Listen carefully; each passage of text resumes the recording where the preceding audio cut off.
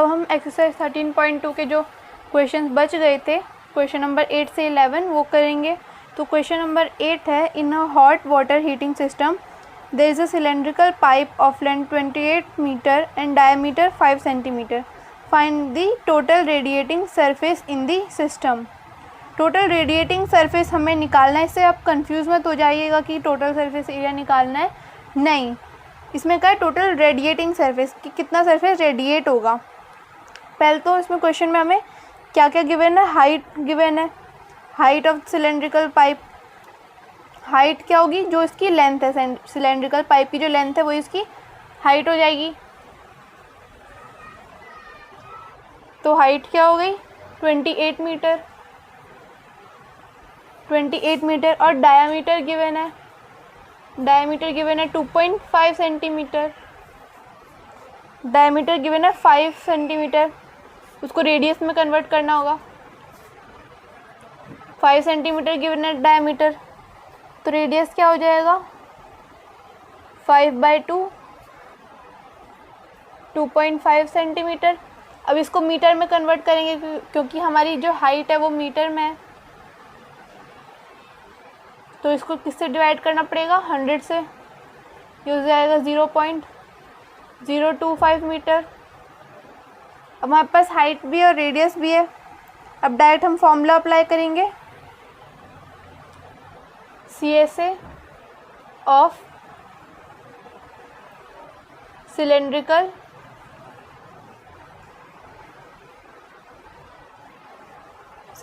Pipe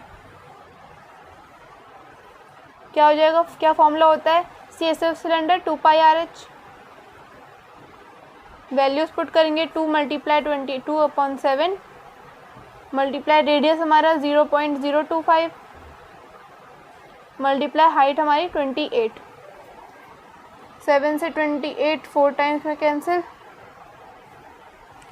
इन सबको multiply कर देंगे, आ जाएगा हमारे पास 4.4 मीटर स्क्वायर। तो अब डायरेक्ट लिख सकते हैं therefore area of radiating surface of the system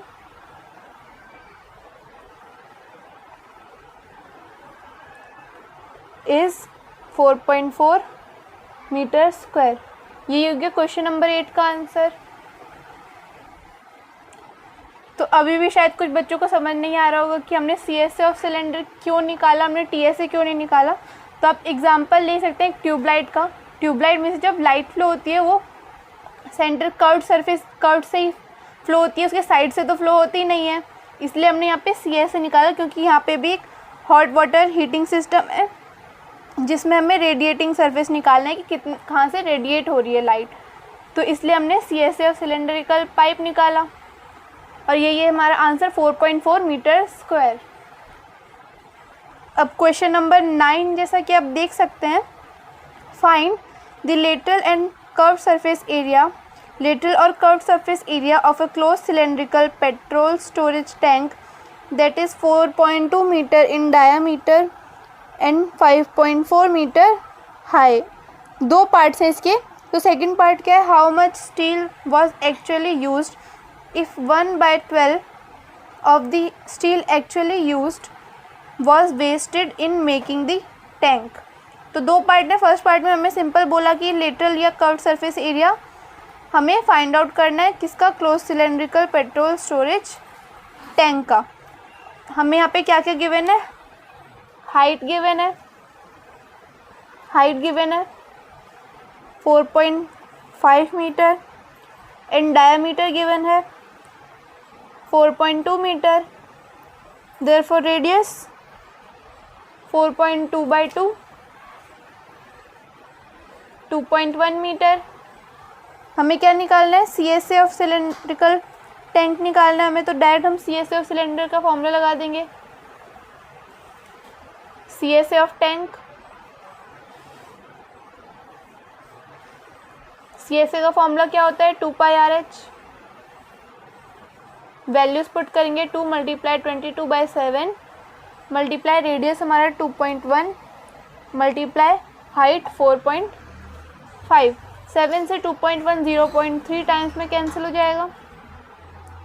अब इन तीनों को मल्टीप्लाई करेंगे 44 मल्टीप्लाई 0.3 मल्टीप्लाई 4.5, इन सबको मल्टीप्लाई करेंगे तो क्या आ जाएगा 59.4 मीटर स्क्वायर। ये हो गया हमारा फर्स्ट पार्ट का आंसर। ये हो गया हमारा फर्स्ट पार्ट का आंसर जिसमें हमें बोला था कि कर्व्ड सरफेस एरिया हमें टैंक का फाइंड आउट करना है। अब सेकंड पार्ट में क्या बोला है, how much steel was actually used. हमें ये निकालना है कि कितना स्टील एक्चुअली यूज हुआ। If 1/12 of the steel actually used was wasted in making tank. मतलब 1/12 ऑफ द मतलब पूरा स्टील जितना यूज़ हुआ है उसमें से 1/12 जो था उसका वेस्ट हो गया टैंक बनाने में। तो इसके लिए पहले हमें टोटल सरफेस एरिया निकालना होगा कि कितना यूज़ हुआ होगा, कितना टोटल सरफेस एरिया टैंक का है जिसको बनाने में स्टील यूज़ हुआ है। तो हम पहले total surface area find out करेंगे। TSA of tank 2πr multiply r+h। Values put करेंगे मल्टीप्लाई रेडियस 2.1 प्लस हाइट हमारी 4.5। अब इसको सॉल्व करेंगे हम 0.3 44 मल्टीप्लाई 0.3 मल्टीप्लाई 6.6, इन सबको मल्टीप्लाई करेंगे तो क्या आ जाएगा 87.12 मीटर स्क्वायर। ये तो हो गया TSA ऑफ टैंक का TSA हो गया। तो TSA ऑफ टैंक हमने निकाल लिया। इससे क्या पता चला कि इतना तो यूज़ होना ही है। जब वेस्ट हो गया हमारा स्टील उसके बाद हमें इतना तो यूज़ करना ही है स्टील, इतना हमारे पास बचेगा स्टील। तो हम पहले तो लेट कर लेते हैं, let steel sheet actually used, मतलब वेस्ट होने से पहले actually used be x metre square. इतना हमने लेट कर लिया कि x यूज़ हुआ, x metre square sheet actually use हुई। तो हमें क्वेश्चन में क्या बोला है कि जो एक्चुअली शीट थी उसमें से उसका 1/12 यानी 1/12 ऑफ x जो था वो वेस्ट हो गया। वेस्ट होने के बाद हमारे पास कितना बचा, जितना हमने total surface area of tank निकाला 87.12, इतना हमारे पास बचा, मतलब कितना टैंक में यूज़ हुआ स्टील का शीट। तो ये क्वेश्चन में गिवन था हमारे पास कि एक्चुअल जितना शीट था उसमें से 1/12 उसका वेस्ट हो गया। तो उसमें से हम x कॉमन ले लें तो हो जाएगा 1 माइनस 1/12 इक्वल्स 87.12। इसको सॉल्व करेंगे, एलसीएम लेंगे कि हो जाएगा 12 माइनस 1 11/12 इक्वल्स 87.12। तो x की वैल्यू क्या हो जाएगी 87.12 मल्टीप्लाई 12 अपॉन 11। अब इसको सॉल्व करेंगे हम, इसको जब हम सॉल्व करेंगे तो x की वैल्यू क्या आ जाएगी हमारे पास 95.04 मीटर स्क्वायर। x की वैल्यू आ गई हमारे पास। तो अब हम लिख सकते हैं, यहाँ आप डायरेक्ट x ही लिख लो कि यूज्ड भी x, क्योंकि हमने मीटर स्क्वायर में आंसर निकाल ही दिया है। तो हो जाएगा therefore steel sheet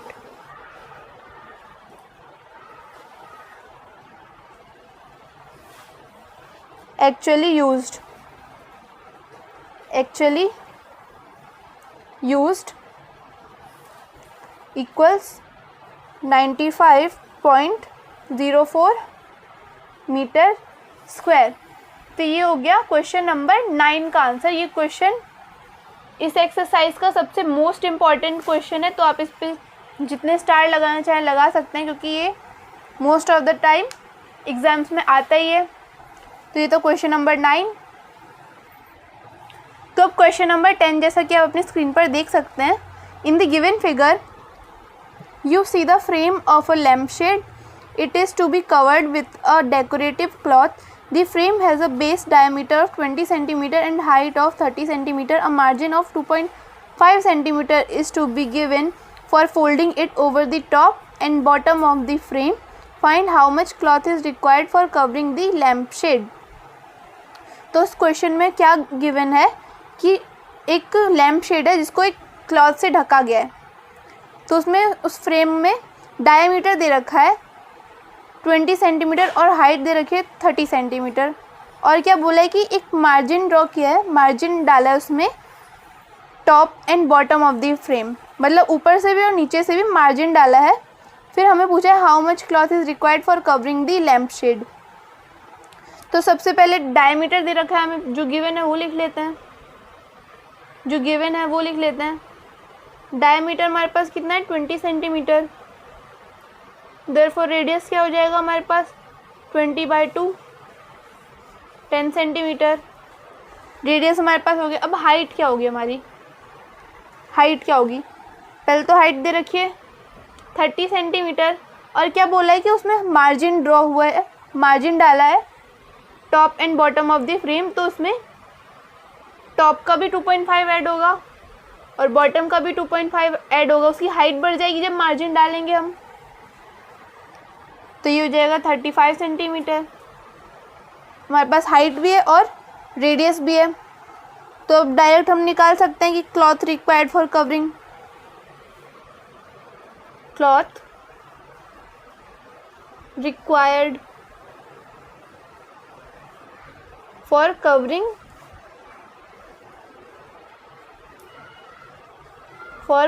the lampshade.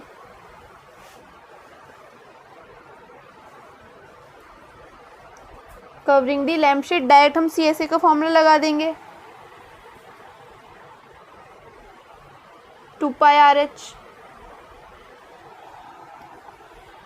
अब इसमें वैल्यूज पुट करेंगे 2 × 22/7 मल्टीप्लाई रेडियस क्या हमारा 10 centimetre multiply height 35,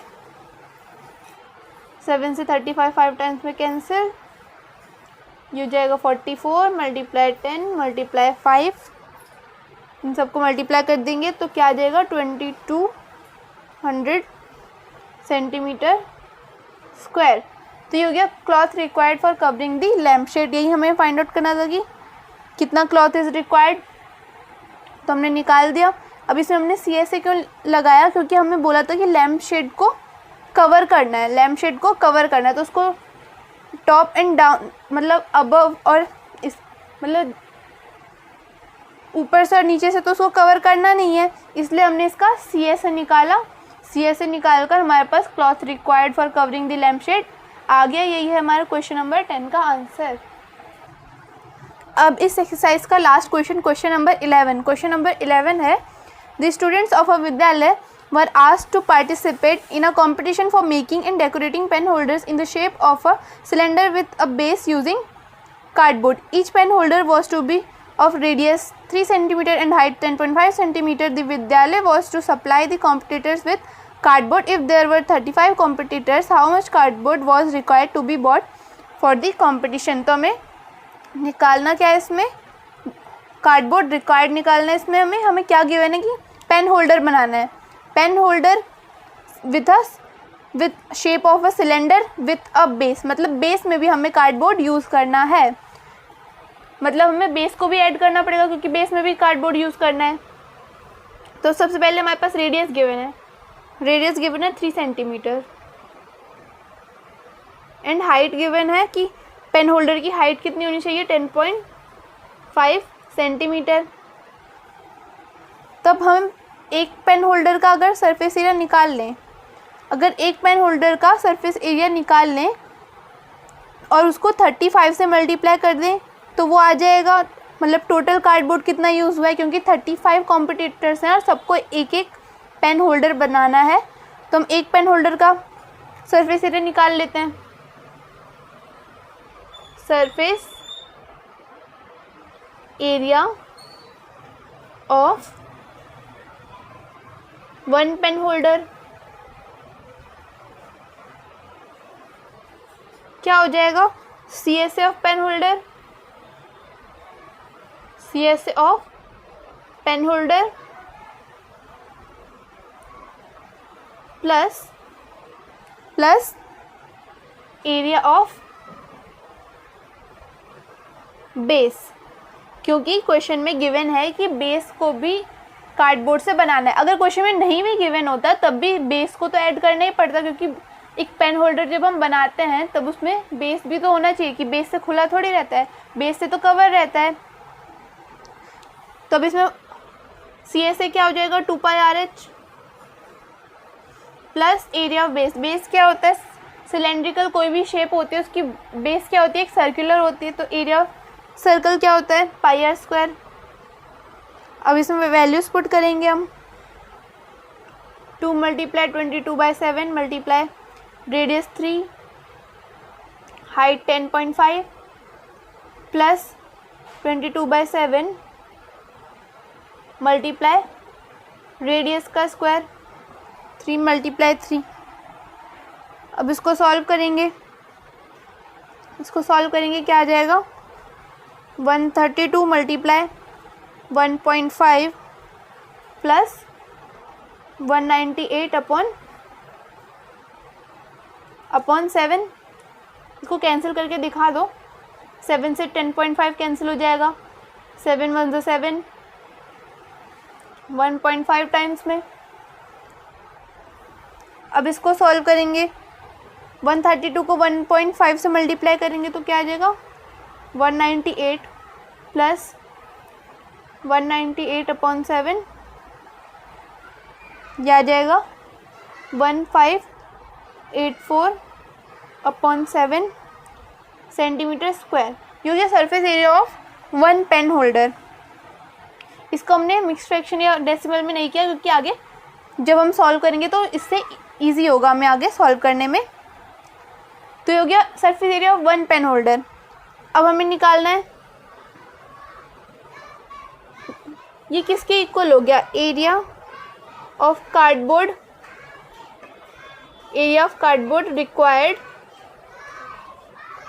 required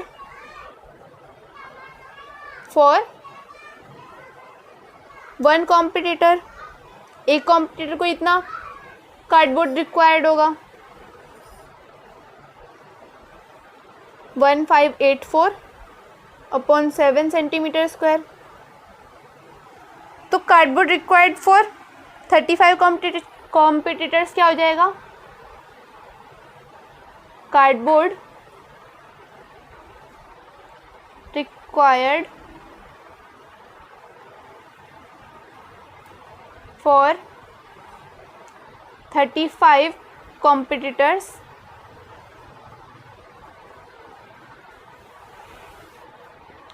1584/7 multiply 35, 7 से 35 5 टाइम्स में कैंसिल हो जाएगा, तो यह आ जाएगा 7920 सेंटीमीटर स्क्वायर। ये हो गया कार्डबोर्ड रिक्वायर्ड फॉर 35 कॉम्पिटिटर्स। आप लिख सकते हो therefore 7920 centimetre square cardboard sheet will be bought for the competition. ये हो गया क्वेश्चन नंबर 11 का आंसर। तो ये था 13.2 का लास्ट क्वेश्चन। आई होप आपको सारे क्वेश्चन अच्छे समझ आए होंगे।